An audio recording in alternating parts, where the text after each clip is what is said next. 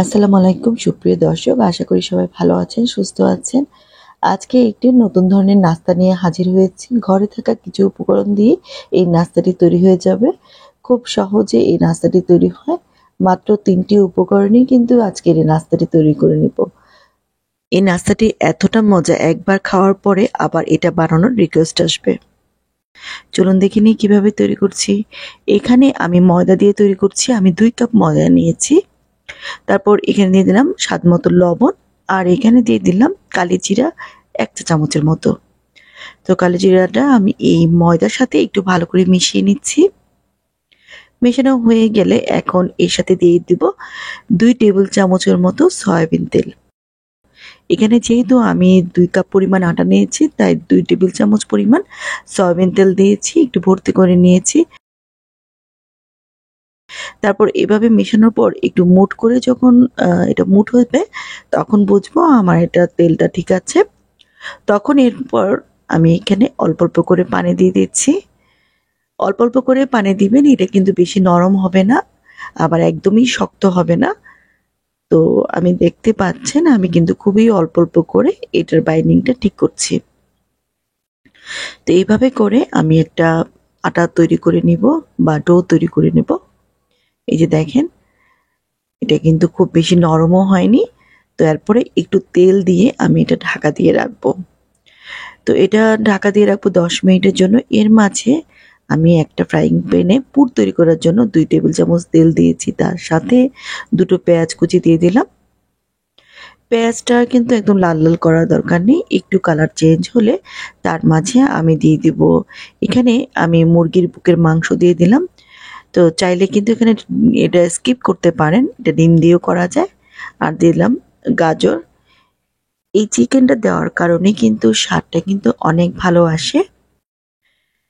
এখন এর মাঝে কিছু আমি গুঁড়া মসলা ইউজ করব। এখানে কালো গোলমরিচ দিলাম ১ চা চামচ, চটপটি মসলা বা চাট মসলা দিলাম ১ চা চামচ, আর দিলাম এখানে ৪ থেকে ৫টি কাঁচামরিচ এভাবে কুচি করে নিয়েছি। তারপর আমি আবারও একটু মিশিয়ে নিচ্ছি। এরপর একটু মাঝখানটা ফাঁকা রেখে আমি এখানে ৩টি বড় আলু সিদ্ধ করে নিয়েছিলাম। ভালো করে স্ম্যাশ করে নিয়ে এই জায়গার এই মশলাগুলো বা পুরগুলোর সাথে, চিকেনের পুরটার সাথে আমি এই আলু সিদ্ধটা ভালো করে মিশিয়ে নিব। যেহেতু আমি প্রথমে লবণটা একটু ভালো করে দিয়েছি, তাই আমি পরবর্তীতে আর লবণ দিইনি। আপনারা লবণটা চেক করে অবশ্যই লবণ দিবেন। তো এই পুরের সাথে আলু সিদ্ধটা ভালো করে একটু ভাজা ভাজা করে নিয়েছি। এরপর চুলাটা বন্ধ করে নিয়ে তাতে ধনেপাতা দিয়ে দিব। আমার এই পুরটা কিন্তু রেডি হয়ে গিয়েছে। এখন এটা আমি এক সাইডে রেখে দিব। প্রায় ১০ মিনিট হয়ে গিয়েছে। এখন আমি যে ডোটা করে রেখেছিলাম, এটা আমি আপনাদেরকে দেখাবো। এটা এতটা ভালোভাবে তৈরি হয়েছে, খুবই সুন্দরভাবে তৈরি হয়েছে। এই যে দেখেন, এভাবে টান দিলে মনে হচ্ছে রাবারের মতো। এটা আসলে এভাবে করে বানানোর পরে এটা যখন আমি নাস্তাটা তৈরি করব, নাস্তাটা অনেক ভালো হয়। তো আবারও একটু মথে নিলাম হাতের দিয়ে। তারপর একটা রুটি বানানো পেঁড়ির উপর আমি নিয়ে নিব। এটা যেহেতু আমি একটা গোল রুটির মতো শেপের মতো তৈরি করব, তো পুরো ডোটাকে আমি ২ ভাগ করে নিলাম। ১ ভাগ নিয়ে নিব। তো সেই ১ ভাগটাকেও আবারও ২ ভাগ করে নিব। এই যে দেখেন, পরিমাণটা কিন্তু ছোট হয়ে গিয়েছে। তো আরেক ভাগ আমি রেখে দিব। আরেকটা আমি এখন রুটি বেলবো। উপরে একটু ময়দা ছিটিয়ে দিয়ে আমি এটা বেলে নিব, যেন নিচে দিয়ে লেগে না যায়। তো আমার এখানে রুটিটা হয়ে গিয়েছে। এই যে এরকম পাতলা হবে, এটা কিন্তু একটু পাতলা হবে। তারপর চারিদিক দিয়ে যে রুটিগুলো আমি একটু কেটে নিয়ে মাঝখানে একটা চারকোনা বা স্কয়ার পরিমাণ রুটি হবে। এই রুটিগুলো কিন্তু ফেলে দেব না। এটা কিন্তু পরবর্তীতে আবার অন্য যখন আমি ডোটার মধ্যে আরো যে রুটি আছে বা ডো আছে সেটার সাথে মিলিয়ে বেলে নিব। এই চারকোনার একটার মধ্যে আমি একটু পানির মধ্যে ময়দা গুলে নিয়ে একটা পাতলা মিশ্রণ তৈরি করে চারিদিক দিয়ে লাগিয়ে নিলাম। এভাবে লাগিয়ে নিলে তখন এই নাস্তাটা আর খুলে আসে না।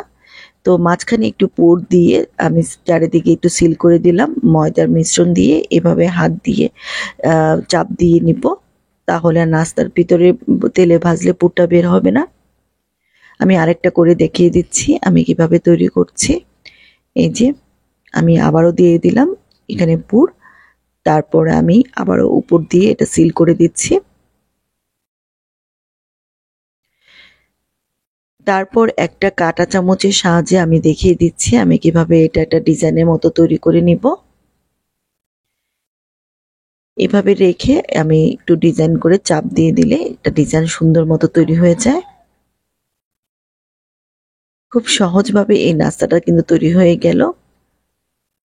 এই দেখতেই পাচ্ছেন, এভাবে কিন্তু আমি প্রত্যেকটি নাস্তা তৈরি করে নিয়েছি। একটু ডিজাইন তৈরি করে নিয়েছি, চাইলে আমি যেভাবে দেখেছি সেভাবে রাখতে পারেন। আর নতুবা এই এই নাস্তাগুলো এভাবে একটু ডিজাইন করে নিতে পারেন। চামচের নিচের অংশটা দিয়ে এভাবে ডিজাইন করে নেবেন, অথবা নিচে রাখলেও হয়ে যায়। এরপর এগুলো আমি ভাজতে নিয়ে যাব। একটা পাত্রের মধ্যে আমি তেল গরম করে নিয়েছি, ভালো করে গরম করে নিয়ে এরপর কমিয়ে রেখেছি। তারপর একটা একটা করে প্রত্যেকটা নাস্তা এভাবে দিয়ে দিব। এটা কিন্তু একটু ডুবো তেলে ভাজতে হবে। ডুবো তেলে ভাজলে যে অনেক তেল লাগে বা তেল মুখে লাগবে তা কিন্তু নয়, এটা কিন্তু একদমই ড্রাই হয়ে যায়। তেলের পরিমাণটা যেরকম দিয়েছি সেরকমই থাকে। যেহেতু আমি এটা মাঝখানে আটাটা ডোটা তেল দিয়ে তৈরি করেছি, তো এখন আমার ভাজতেও কিন্তু আসলে বেশি সময় লাগেনি। চুলার আঁচটা মিডিয়ামে চেয়ে আর একটু কম আঁচে রেখে আমি এটা ভেজে নিয়েছি। তো এখন একটা ছাঁকনির মধ্যে যখন 2 পাট এরকম লাল লাল হবে আমি এগুলো ছাঁকনিতে উঠিয়ে নিব। তারপর আমি একটা প্লেটে পরিবেশন করে এটা দেখাচ্ছি এটা কতটা সুন্দর হয়েছে। এটা দেখতে যেরকম সুন্দর হয়েছে এটা খেতেও কিন্তু এরকম টেস্টি হয়েছে। তো এভাবে করে আমার প্রত্যেকটি নাস্তা তৈরি হয়ে গেল। তো একটু উপর দিয়ে ধনেপাতা দিয়ে এটা পরিবেশন করার জন্য আমি দিয়েছি। এখন একটা আপনাদেরকে আমি ভেঙে দেখাবো, এটা দেখতে যতটা সুন্দর ভিতরটা ওরকম ভালো মুচমুচে। আশা করি আজকের রেসিপিটা আপনাদের কাছে ভালো লেগেছে। অনুরোধ করব আমার চ্যানেলটা সাবস্ক্রাইব করে রাখার জন্য, আর সাথে থাকা বেল আইকনটি দিয়ে রাখবেন। সবাই ভালো থাকবেন। আল্লাহ হাফেজ।